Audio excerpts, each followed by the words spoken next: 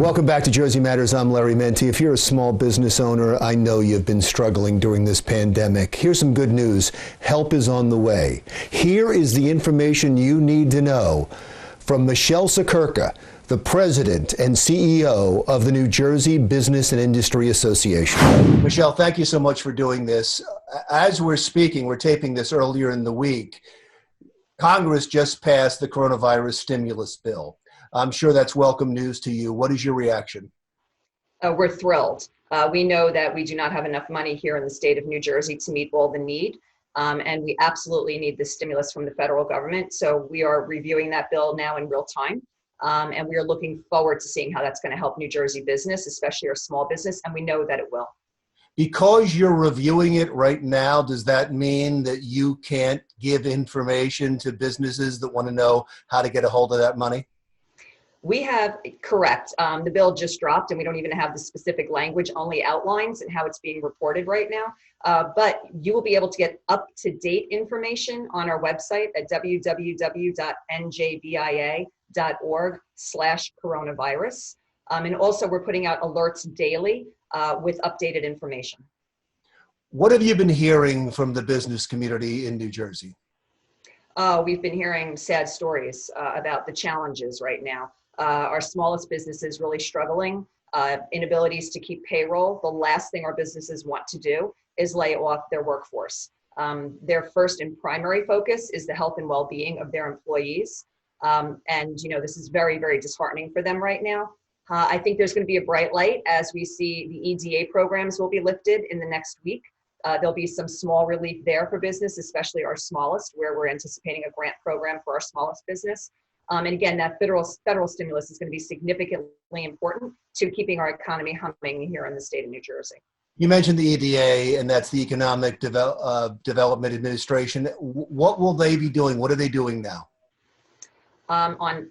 Their board is meeting, and their board is going to pass a resolution, hopefully, to stand up a couple of different programs. One is a small business grant program that we understand will be grants up to $5,000 for small businesses with less than 10 employees. And then there's going to be a zero interest loan program, which will be the first 5 years, zero interest, for up to $100,000 to our New Jersey companies. Every time Donald Trump gets involved with something, the president gets involved in something, and every time the Republicans in Congress get involved with something, there's always this accusation. There seems to be this accusation that they're only out there helping the rich and that they're helping the biggest companies.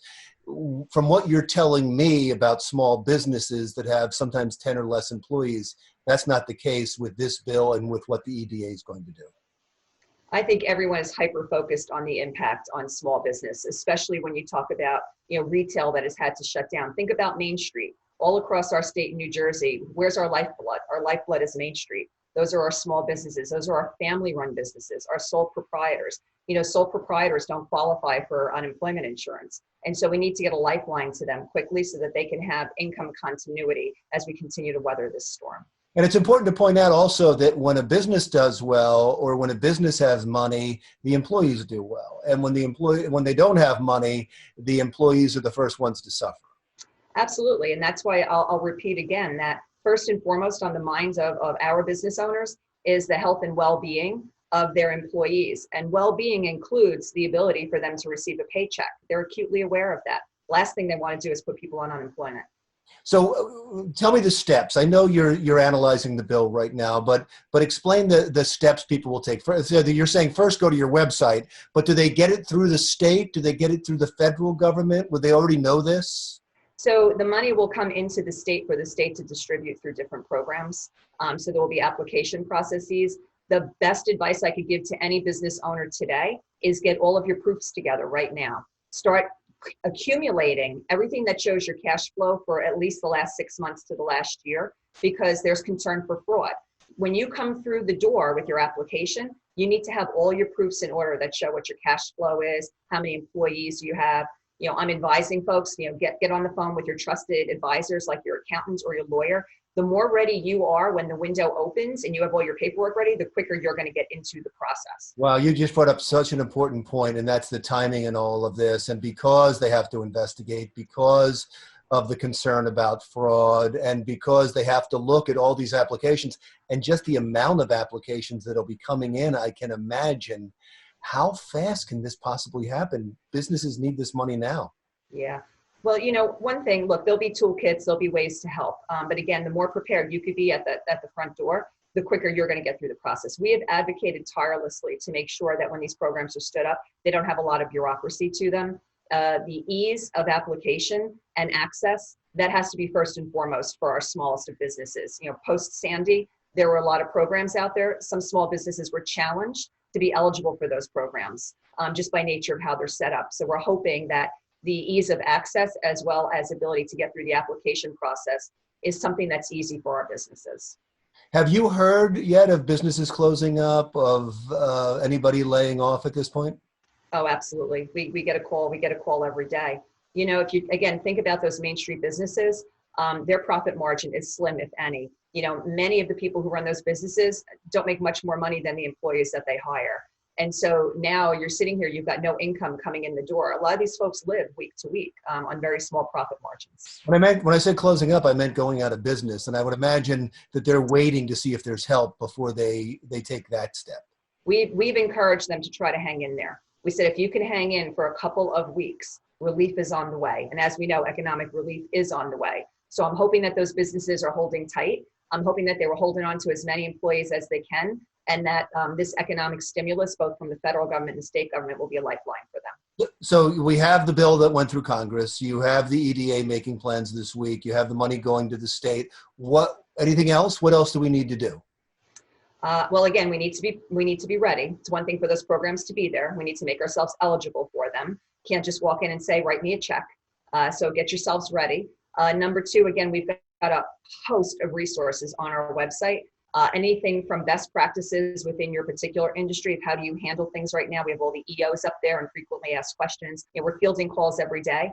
We have a comment form on our website. If someone has a specific question, they could submit a question to us on that website as well. Yeah, I actually meant the government, but it was such important information. I didn't want to cut you off. Could you give the website one more time, please?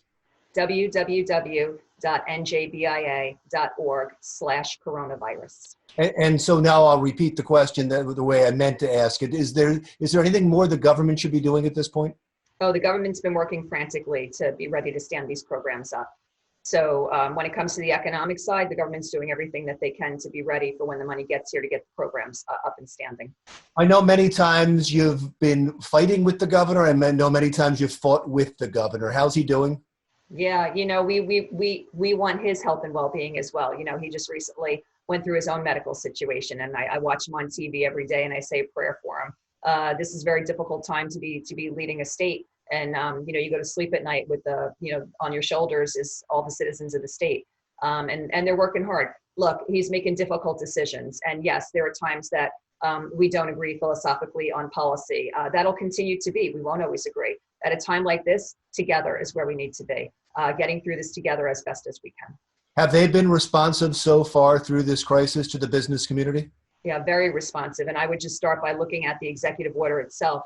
We sent in a letter and we advocated that manufacturing is an essential business and they must be up and running. And as you can see, manufacturing, construction, there's a lot of businesses in there that we're not shut down because they're important and vital to keeping our economy humming. All right, Michele, thank you so much. You're always wonderful. And I know people that run small businesses in New Jersey and they can't get that money fast enough. We're out there to help them any way possible. So consider NJBIA a resource because we're all in it together. That was Michele Siekerka, CEO and President of the New Jersey Business and Industry Association, NJBIA. When Jersey Matters continues, testing sites for coronavirus have opened around the state, but they don't have enough test kits. How is the state coping? We'll explain when Jersey Matters continues.